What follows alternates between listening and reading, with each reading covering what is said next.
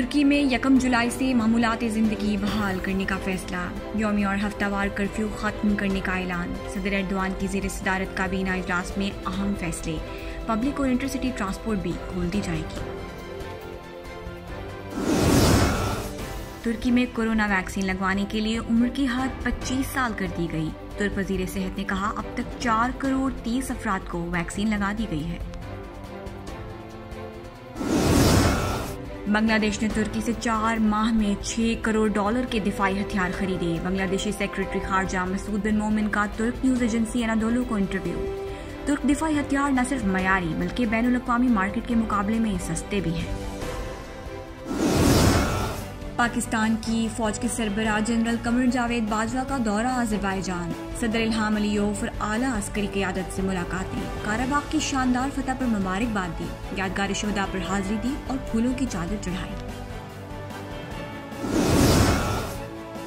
तुर्की की सबसे बड़ी दिफाई कंपनी असीलसान ने बैनुल अक़वामी कंपनी से $5 करोड़ का दिफाई मुआहिदा कर लिया। दिफाई सामान की डिलीवरी 2023 में की जाएगी।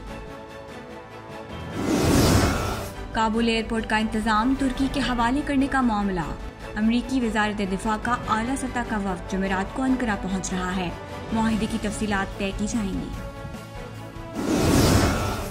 तुर्की की केबल कार का मुलाजिम रोज अपने दफ्तर से घर पैराग्लाइड्स के जरिए सफर करता है। चंगेज कोजेक का दफ्तर सतह समंदर से 1965 मीटर बुलंद है, जहां वो रोज मुलाजमत के लिए जाता है।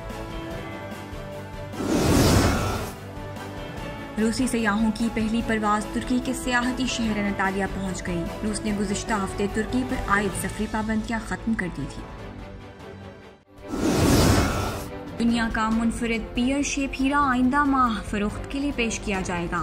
तवक्को है ये हीरा $1.5 करोड़ में नीलाम होगा।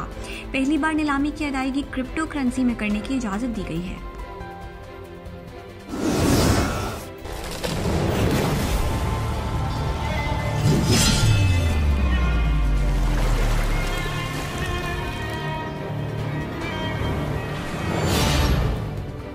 और तुर्क तारीखी ड्रामा सीरियल बारबरोस का ट्रेलर जारी।